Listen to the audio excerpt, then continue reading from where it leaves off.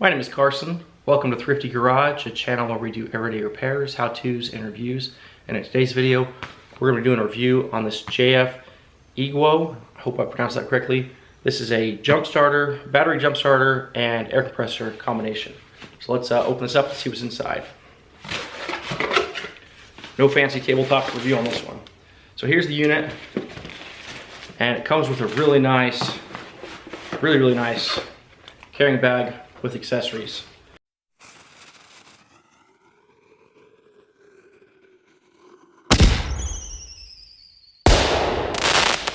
Really well packaged. This thing is tiny. Hopefully it can do the job. So here's a closer look. Pretty simple. We've got on-off switch. We got the starter port on the back side here. So we got a light.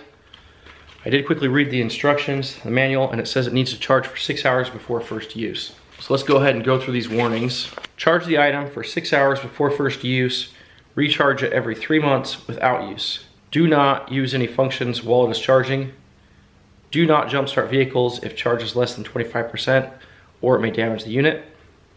When using the air compressor function, stop every 10 minutes to cool down the inflator for 5 minutes to avoid damage it may cause.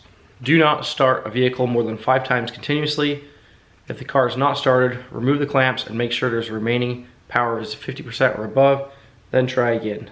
Do not put the item on flammable products. Do not use it in a wet environment. Do not disassemble or try to repair. Do not operate if you're under 18. And do not use on large trucks or heavy vehicles. It is compatible with household vehicles only. Okay, so let's take a look at this bag. We have a little handle on it. The handle is not as high quality, but this bag feels like, reminds me of an air mattress, kind of a rubbery texture to it. Feels pretty thick, honestly. So in here we've got an air hose. We've got a cigarette lighter, charging cable. We've got our charging cables. We've got a little plug adapter for this too. One-way options. This reminds me of our Hulkman. Looks a little bit different, but very similar in the fact that it only goes one way. Got a wall charger, and I'm not sure what the difference is here, but looking at the wall charger and the cigarette lighter charger, so the wall charger is yellow and the cigarette lighter is black. So the tips will look the same, but they're different colors. Not sure why that is. We've got a little accessory pack in here. I'm just gonna leave this sealed. It looks like we got a bicycle thing and a few other just air hose adapters, attachments. I'm probably not gonna use these. I'm mostly gonna use this for the inflating lawnmower tires or whatever else. So we'll keep this bag in here. We will put everything in here and we're gonna stick this on the charger for today. Let this charge up, and then we've got a lawnmower tire that's low, and test it on that, and we'll see what it goes up to PSI wise. I might try and test it on a vehicle tire or a trailer tire, just depending on how high it's supposed to be able to go. We'll see how long it takes to inflate that, and see if we have to do that 10 minutes on, 5 minutes off cycle. Sometimes these inflators take a long time to do that type of thing. They're not really built to be an air compressor, but we're gonna test it out, try it. Probably not gonna test the functionality of the jump starter at this point, just because I don't have any dead vehicles, but we'll get it charged up and we'll meet you on that next step. Okay, so on the back side here, we've got a display screen. We've got 15 volts in, we've got 5 volts, 10 amps, and 5 volts, 21 amps. So we got USB adapters here, and we got a power button. Right now it says it's at 75%. And we'll go ahead and charge it up, top it off. Again, on this front face here, we've got our power button for the air compressor. We've got just the company name and everything there. And then over on this side, we have a light, flashlight. So I think if we double tap this, press and hold power button, there we go. So you press and hold the power button, light comes on, and then on the back side here, we've got a little bit of air hose, and it says not to exceed an R19 tire. It does not say maximum output PSI. I guess we can look at the front here, and it says we're 112 pounds, 112 PSI. So we should be able to even do a trailer tire at 90 PSI. Here's a look at that charging port. Just a little flap, it doesn't really seal there. We'll go ahead and plug this in and plug it on the wall.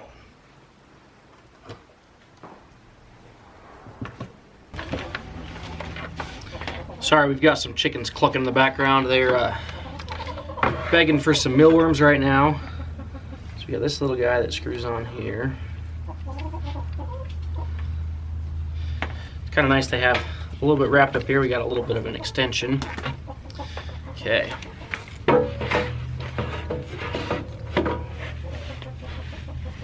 Of course, our valve stem's all the way on the other side of the tire here. This tire is pretty low. We're bulging pretty good. So I guess we have to push power and then turn it on.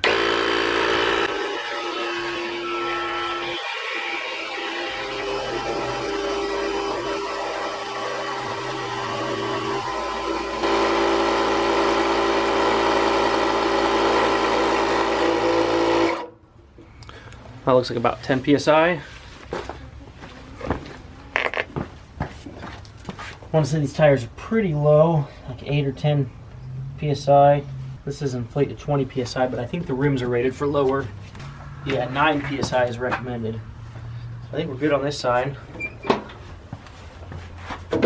How's our battery life? 100%. Pretty good. Pretty good for a cordless unit.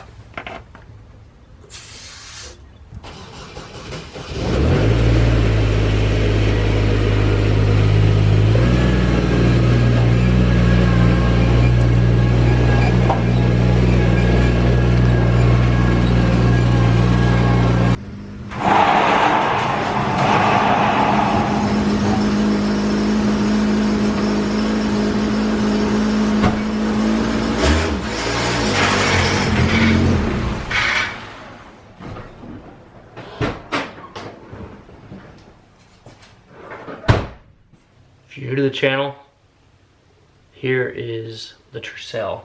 Check out our Toyota fixation channel. Me and Tanner, we've done some videos on this. It's kind of my high school car. I had a two-wheel drive one in high school, so we got a four-wheel drive one.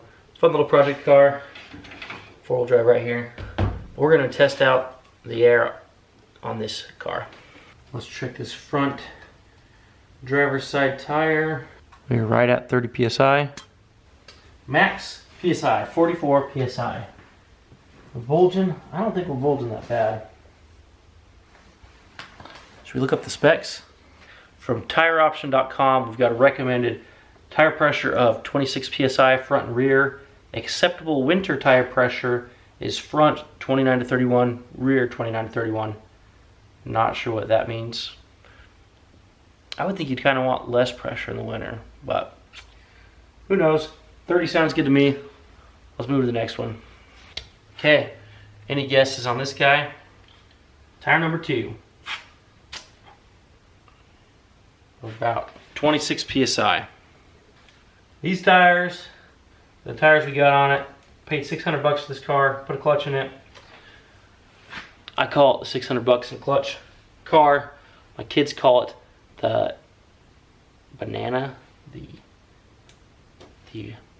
past ripe banana, because the color.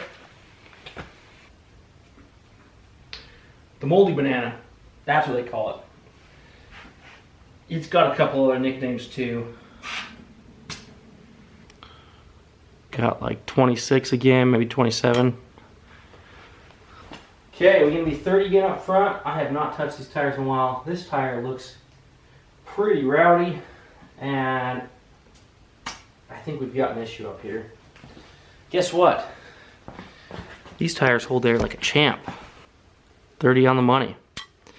So either the back tires have lost exactly 4 PSI on both, or that's the way we got them. I haven't put air in these things for probably a year or more, and we are way out of focus.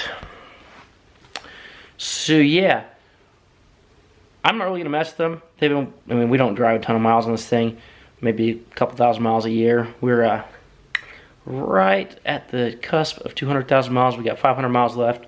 Should hit that this year, no problem. and so long as it doesn't fall apart on us. But yeah, let's deflate one of these and use our inflator on it and see how she goes. Well, I'm gonna pick this tire simply because we have good light over here. We'll do it for YouTube.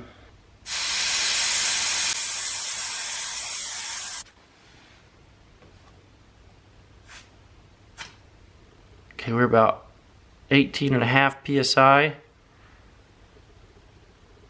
maybe 18 3/4. Seems like good a starting point as any. Okay, we're actually doing two separate tire inflator review videos, so if you're interested in one of the others of these, check out that video. We have the Rock Gold and the JF.EGWO. The Rock Gold is the R7. It's a plug-in, cigarette lighter plug-in. This one's battery operated and has a jump pack.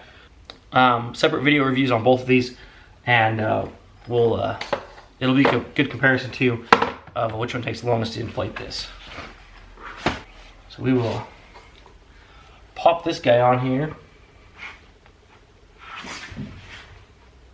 I will say this thing really got stuck on that lawnmower tire. It's a pain in the butt to get off. Hopefully that got on there good. Okay, so this one does not, we can't set the PSI, so we just have to sit here and watch it. Right now it says we're about, it's hard to read, 20 PSI, 25, 30, 35, 40, 45, 50. So we just need to go past the 25. Push the power button, 100%.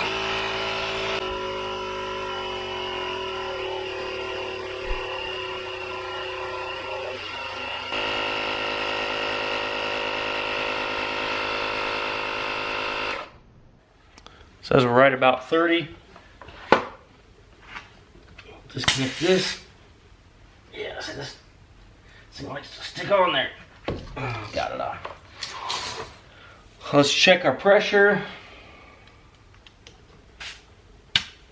Not too bad. It didn't take but a couple minutes, if that, and we actually are above 30 PSI. So like I said, we're doing two separate video reviews on these individual units. So if you're interested in the other times for the other units, check it out. But just a brief overview. This JF.EGWO is a built-in battery, air compressor, and jump starter combo meant for cars, not heavy duty trucks or vehicles. And the Rock Gold R7 is a plug-in cigarette lighter unit that goes into cigarette lighter on the car and just as an air compressor. Brief overview on these. I really like the functionality and the interface on this one, really nice. And I really like the fact that they're both small and compact, and this one actually has a battery built in, and it can be a jump starter and an air compressor. Both did the job. I don't even know which one's faster at this point. We'll have to do the edit and see which one's faster. So check out the other video so you can see. I'm definitely going to be putting this JF.EGWO in the Tercel. So we've got a jump starter with us at all times, and we've got air compressor for whatever happens.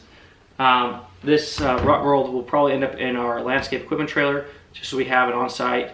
Air compressor to fill up wheelbarrow tires, other miscellaneous types of things for work that way. So that's the end of the video. Like I said, if you haven't checked out Toyota Fixation, check out our full drive Tercel videos on there. This was a project car, put it back together. Really excited about that, our project, Tanner and I, and it's just a little fun side hobby for me. So without anything further ado, we will end the video here, and please like, comment, and subscribe. We'll see you on the next one. We're gonna go up to, it's preset to 30. Push power.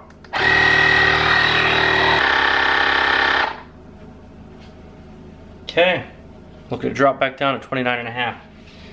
Let's check that pressure now.